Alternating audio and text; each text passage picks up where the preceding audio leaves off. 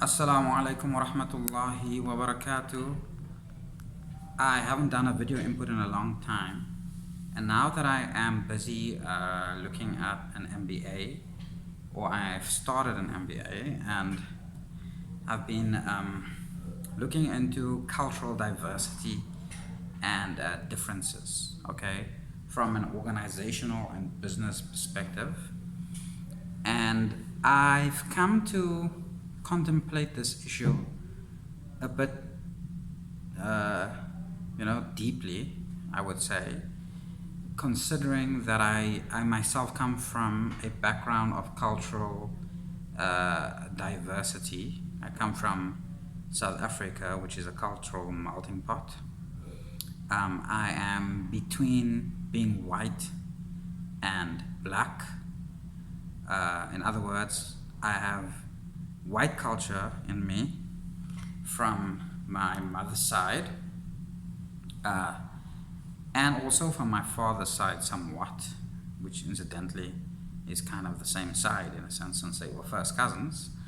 But and then I also have South African, Khoisan, somewhere, Indian, and possibly very likely Arab too. So I'm a amalgamation basically of various genetic strains and also cultures.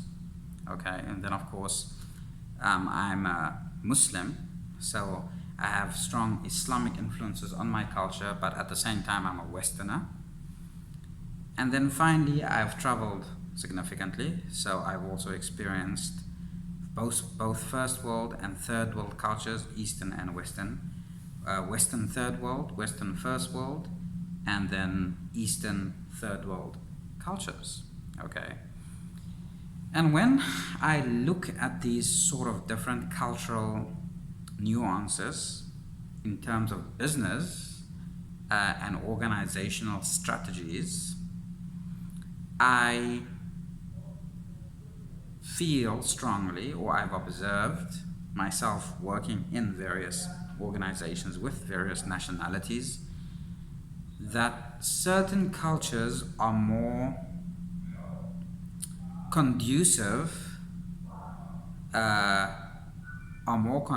for organizational structural sort of organization and hierarchy on the one hand, and then functionalism on the other. So functional hierarchies, okay, organizational structures and functional hierarchies. Okay, what do I mean by that? Okay, now autocratic cultures that come from more sort of an autocratic approach to existence, where authority is more important than functionality, tend to be dysfunctional at an organizational level. Okay, I don't know how else to put it. In this regard, all cultures are not equal. Okay, cultures that are less autocratic, but respect the chain of command, the infrastructure, the hierarchy. Of course, businesses are very rarely democratic, of course. They tend to be more functional within the hierarchy. And why is that? Well, because there are organizational strategies of sort of first world countries that tend to want to keep employees relatively satisfied.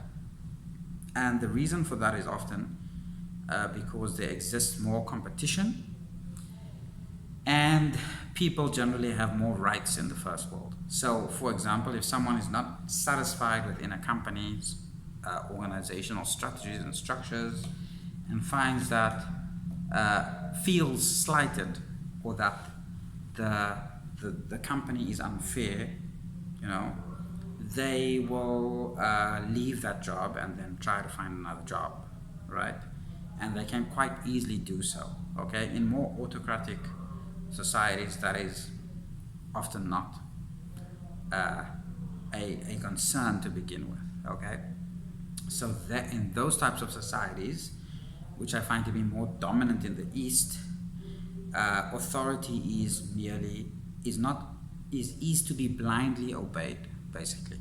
Okay, in organizational strategies in Western first world standards, authority is to be obeyed but not blindly, meaning there is always a margin for contesting authority and or providing input, okay, so that the machinery of the organization can evolve and improve.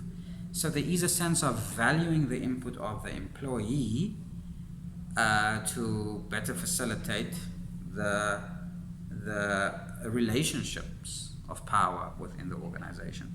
So I guess that's what I'm saying is that all cultures are not the same. Certain cultures are better suited for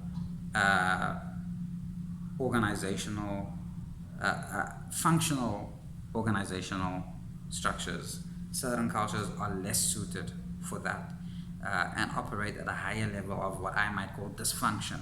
Okay, dysfunction. So yeah, that's what I'm basically at, and so that's my observation anyway.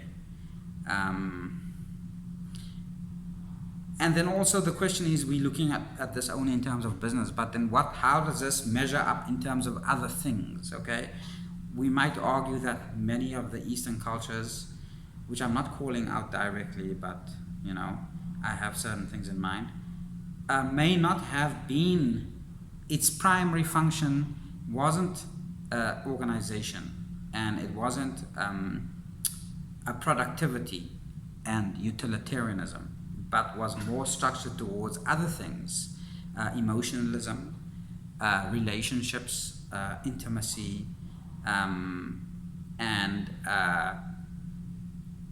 avoidance of conflict, okay, where conflict can be easily escalated and where it can get ugly and dangerous quite easily, especially in tribal societies. It becomes more important to avoid conflict than to be productive. I don't know if you know what I mean. So outside of the business realm of the issue of productivity and the bottom line and organizational structures and so on and so forth, right? It might be that first world Western standards do not apply to the third world non-Western segments in our global marketplace. And I guess that's kind of where the whole issue of culture can become a bit